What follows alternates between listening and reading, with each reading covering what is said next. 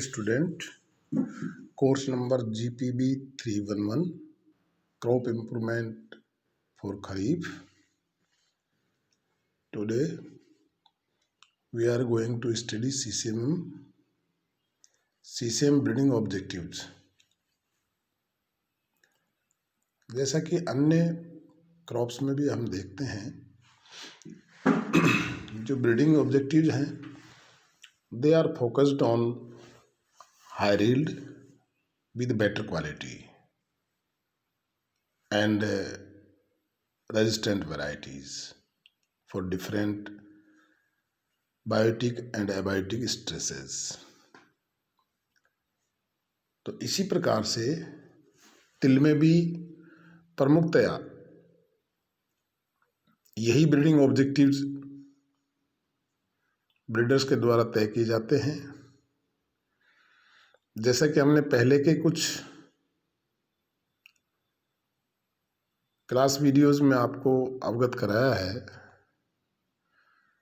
कि मोटा मोटी general breeding objectives are common for almost field crops, लेकिन कुछ स्पेसिफिक ब्रीडिंग ऑब्जेक्टिव्स जो होते हैं वो पर्टिकुलर एक क्रॉप पे ही फोकस होते हैं।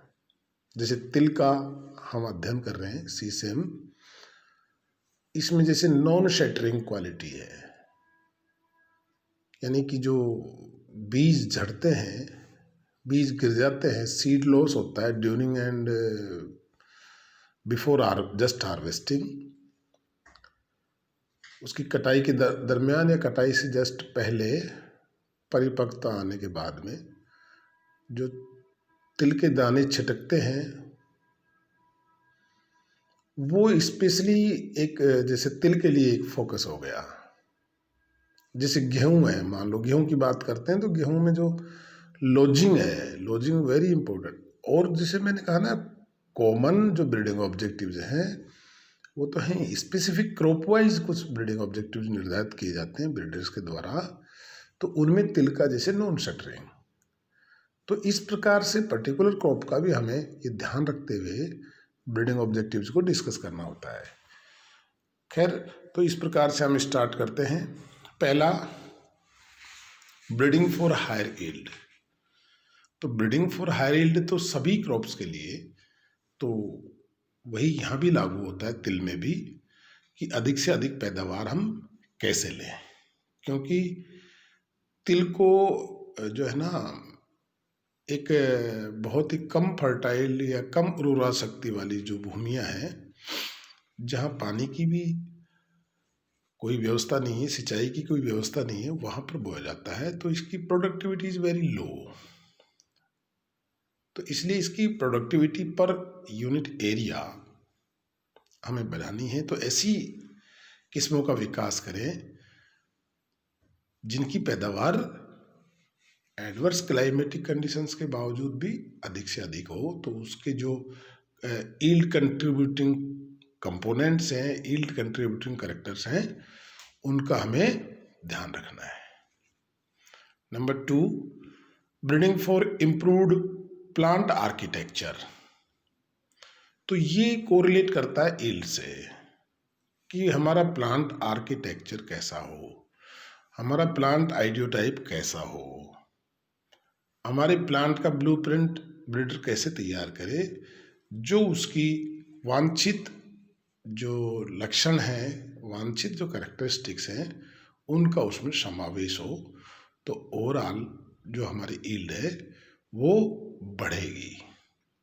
तो जैसे इसमें ब्रांचिंग से संबंधित है, या पॉड जो होती हैं, नंबर ऑफ पॉड्स पर प्लांट है, या नंबर ऑफ सीड इन पर पॉड है, या पॉड में जो डिवीजन है, सेक्शन है, उसमें 4 है या 2 है, वो फलियां जो बनती हैं उसमें।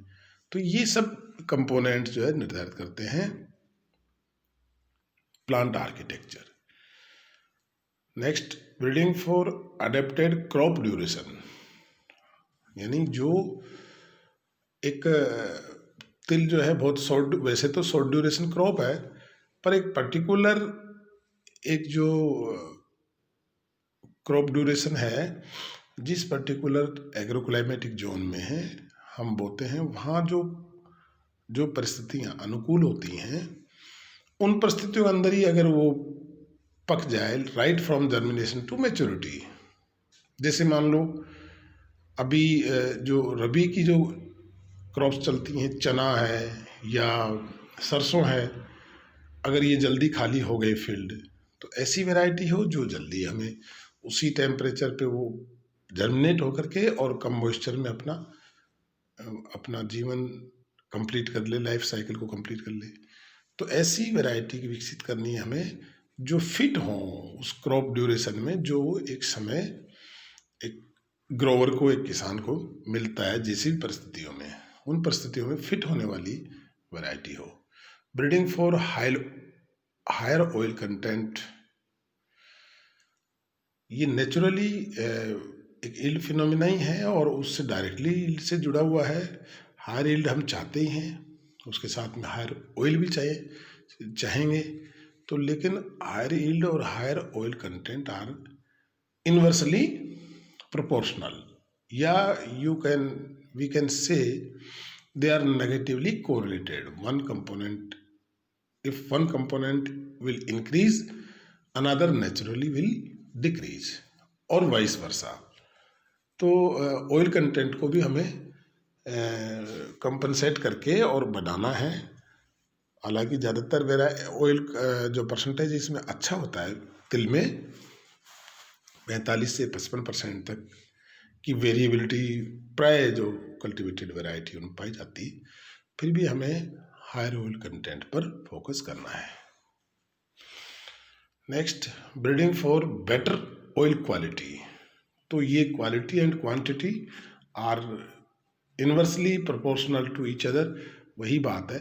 तो क्वालिटी हमें चाहिए, अच्छे फैटी एसिड्स चाहिए उसमें, लिनोलेनिक और लिनोलेइक जो एसिड्स है, फैटी एसिड्स हैं, उनका एक प्रॉपर रेशियो इसमें, गुड प्रॉपर रेशियो इसमें हमें चाहिए। ब्रीडिंग फॉर जीरो और लो एंटी न्यूट्रिशनल फैक्टर्स, तो वही बात है, लाइक फाइटिक एसिड और ऑक्जेलिक एसिड, मतलब जो अच्छे जो गुड अमीनो एसिड्स हैं वो तो होने ही चाहिए प्रॉपर अनुपात में, लेकिन जो एंटी न्यूट्रिशनल फैक्टर्स है, जो बैड एलिमेंट्स हैं, जो स्वास्थ्य के लिए हानिकारक हो सकते हैं या उसकी क्वालिटी को या स्टोरेज क्वालिटी को खराब करने वाले जो तत्व हैं, वो लो या मिनिमम या जीरो हों, जैसे कि फाइटिक एसिड है, ऑक्जेलिक एसिड है। फिर breeding for early maturing varieties, तो शीघ्र पकने वाली वेराइटीज, ताकि हम ड्रोट और जो water stress at the time of maturity और ग्रेन फिलिंग जो परिस्थितियों का सामना करना पड़ता है वो ना हो पाए। फिर ब्रीडिंग फॉर नॉन शैटरिंग और ब्रीडिंग फॉर शैटरिंग रेजिस्टेंस और breeding for seed retention in capsules.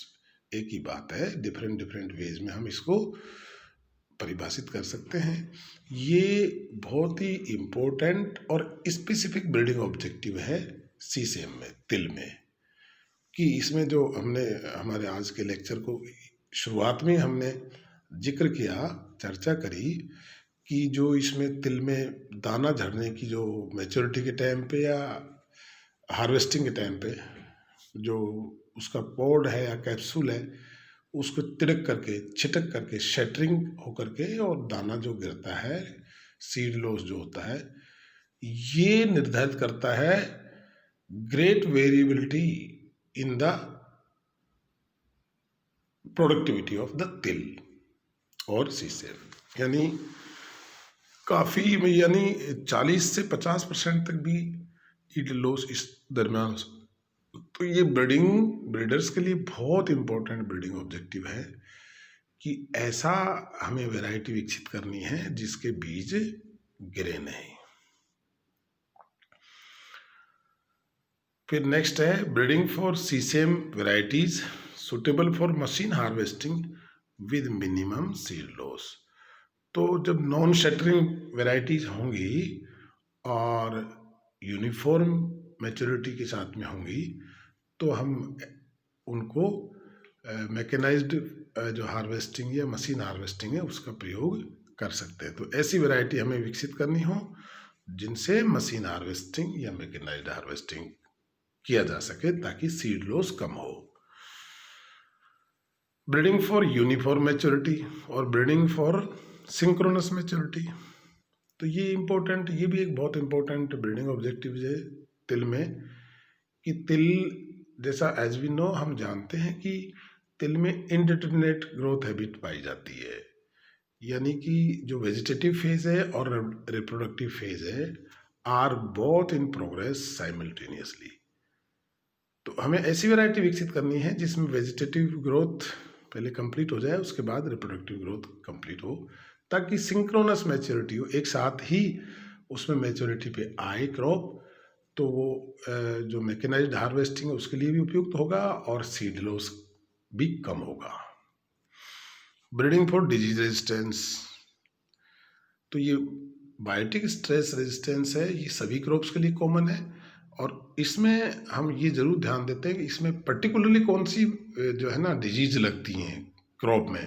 तो जैसे तिल की बात करते हैं तो फाइलोडीज में बहुत इम्पोर्टेंट रोल प्ले करती है, इसके बहुत ज़्यादा लॉसेज करती है ईल्ड में, और इसमें जो मतलब पत्तियां मुड़ जाती हैं, मुरझा और वो गांठ बंदी सी या माथा बंदी सी हो जाती है, तो ये माइकोप्लाज्मा लाइक ऑर्गेनिज्म से ये होती है। तो इसकी इस प्रकार की जो स्थिति बनती है उसमें फिर फार्मर्स के पास यही विकल्प है कि वो उसको उठा के उखाड़ दे ऐसे पौधों को और डिस्ट्रॉय कर दे, या जला दे या उसको जमीन में गाड़ दे। तो हमें ऐसी डिजीज रेजिस्टेंट वेराइटीज विकसित करनी है जिसमें फाइलोडी नहीं आवे, जिसमें पाउडरी मिल्ड्यू नहीं आवे, जिसमें फ्यूजेरियम ऑक्जीस्पोरियम फाइटोप्थोरा पैरासाइटिको उसमें अटैक नहीं हो, मोजेक वायरस इत्यादि। इसी प्रकार से ब्रीडिंग फॉर पेस्ट रेजिस्टेंस, तो जो मेन इसके इंसेक्ट पेस्ट हैं वेब वॉर्म है, लीफ वेबर है, कैप्सूल बोरर है, स्पिंजिड मॉथ है, एफिड्स, जेसिड्स और गालमिज इत्यादि हैं। तो इनसे रेजिस्टेंट वैरायटी हों, तो इस प्रकार के ब्रीडिंग ऑब्जेक्टिव निर्धारित करके हम अगर वैरायटीज तैयार करते हैं तो हमें लाभ होगा। Thank you.